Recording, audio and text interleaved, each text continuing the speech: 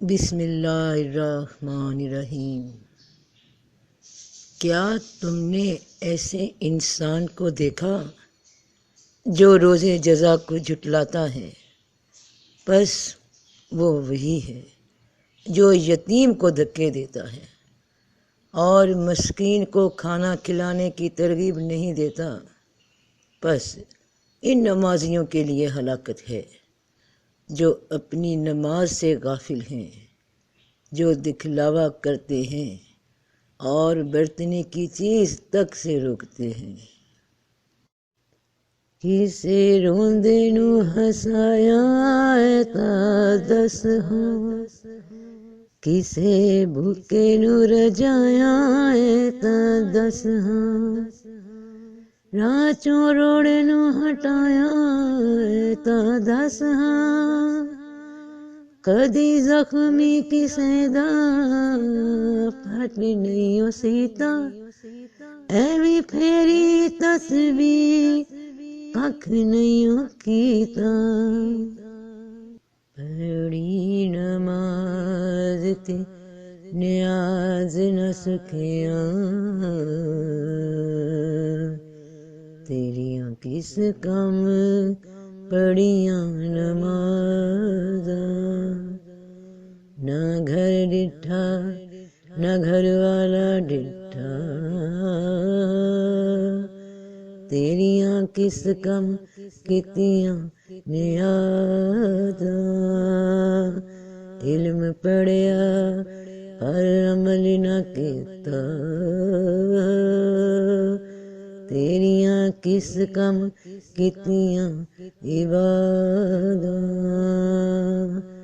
بھلے شاہ پتہ تد لگ سی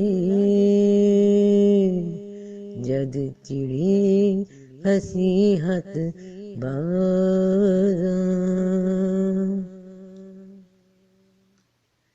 اوتھے عملاں دے ہونے نے نبیڑے، کسے نہ تیری ذات پچھنی، جھوٹے مان تیرے جھوٹے سب چہرے، کسے نہ تیری بات پچھنی۔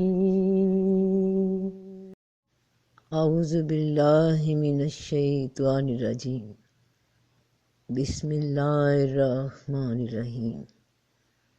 السلام علیکم ورحمۃ اللہ وبرکاتہ۔ زندگی میں انسان بہت سے عمل کرتا ہے، بلکہ تمام زندگی عمل کا ہی نام ہے۔ حتیٰ کہ انسان کوئی عمل نہ بھی کر رہا ہو تو یہ بھی ایک عمل ہے کہ وہ کوئی عمل نہیں کر رہا، مگر یہ عمل اس کو فائدہ نہیں دیتا۔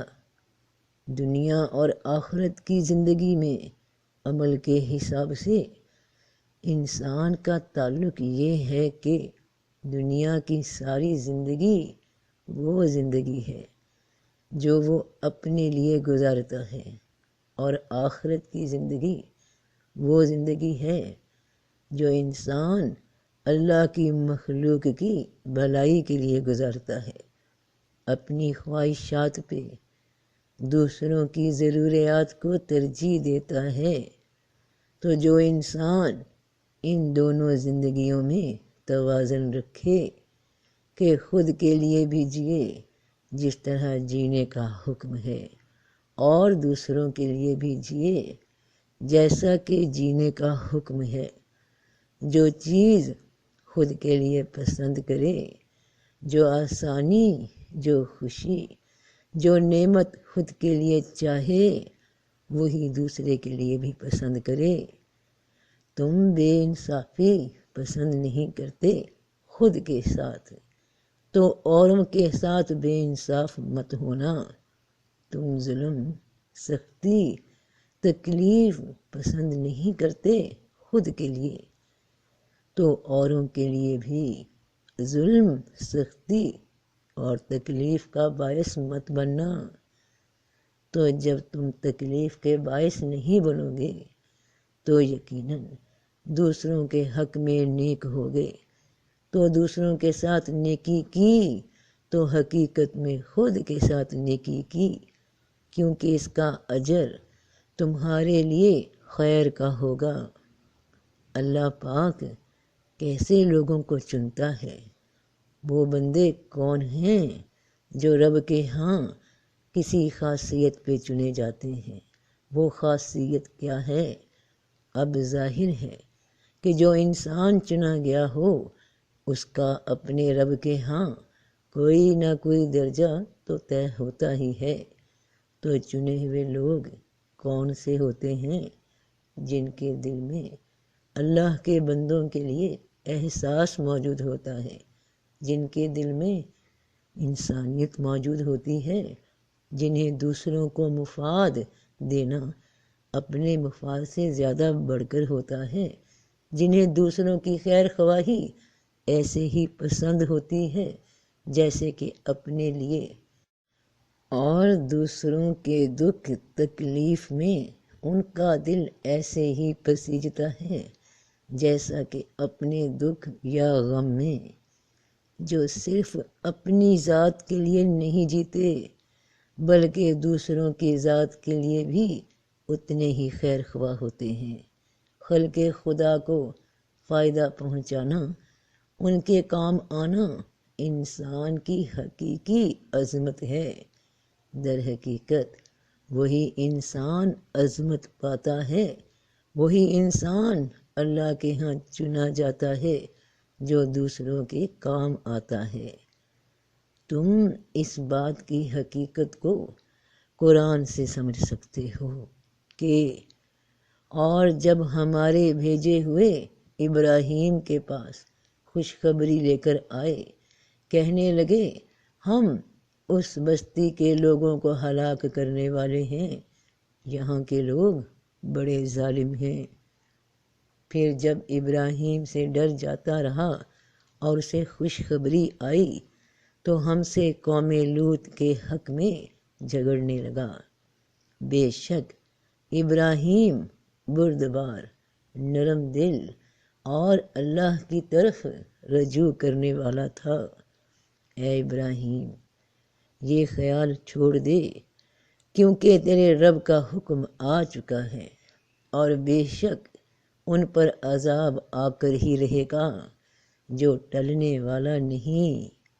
ذرا غور کرو کہ حضرت ابراہیم علیہ السلام کو بڑھاپے میں وہ خوشی کی خبر دی جا رہی ہے کہ اللہ پاک آپ کو بیٹے سے نوازنے والا ہے۔ ان کی ذات کے لیے خوشخبری تھی، لیکن ساتھ ہی بعد میں یہ بھی بتایا گیا کہ ایک بستی ختم ہونے جا رہی ہے۔ اب کوئی عام انسان ہوتا تو کہتا اللہ کا بڑا شکر ہے، میرا تو فائدہ ہوا، لیکن انہوں نے باقاعدہ دل میں غم محسوس کیا۔ ان لوگوں کے لیے جو ہلاک ہونے جا رہے تھے ان کو رنج ہوا کہ یہ ہلاکت صرف دنیا کی نہیں بلکہ یہ تو آخرت میں بھی تباہ ہو گئے اور قیامت میں بھی بڑے عذاب کا شکار ہو گئے۔ آخر ہے تو ہم جیسے انسان ہی۔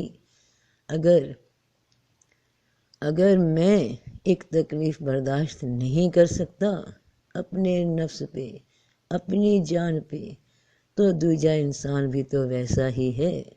تو خود کو ملنے والی اتنی بڑی نعمت کی خوشی میں بجائے کہ پھولے نہ سماتے سب بھول جاتے، مگر نہیں، دل میں دکھ پیدا ہوا اور پھر یہیں ایک اور راز سے بھی پردہ اٹھتا ہے انہی آیات میں کہ وہ قوم لوط کو بچانے، ہلاکت سے بچانے کے لیے ان کے لیے مہلت اور معافی مانگنے لگے کہ انہیں معاف کر دیں، یعنی شفاعت کرنے لگے، سفارش کرنے لگے، کیونکہ بردبار نرم دل تھے، انسانیت کا درد تھا۔ مگر کیا جواب آیا کہ اے ابراہیم یہ خیال چھوڑ دے، کیونکہ تیرے رب کا حکم آ چکا ہے اور بے شک ان پر عذاب آ کر ہی رہے گا جو ٹلنے والا نہیں۔ ان لوگوں نے رب کے حکموں کی پرواہ نہیں کی، حد کراس کر چکے، اب شفاعت مت کرو، اللہ سرکشوں کے لیے شفاعت قبول نہیں کرتا، تو ان پہ عذاب آنا ہی ہے۔ تو بات ہو رہی تھی کہ اللہ پاک ان کو چنتا ہے جن کے دل میں انسانیت کے لیے درد ہے۔ تو قرآن نے بتایا کہ البتہ تحقیق تمہارے پاس تم ہی میں سے رسول آیا ہے، اسے تمہاری تکلیف گراں معلوم ہوتی ہے، تمہاری بھلائی پر وہ خواہش مند ہے، مومنوں پر نہایت شفقت کرنے والا مہربان ہے۔ تو سب سے بڑی خاصیت کیا بتائی گئی کہ خلق خدا کا درد رکھتے ہیں۔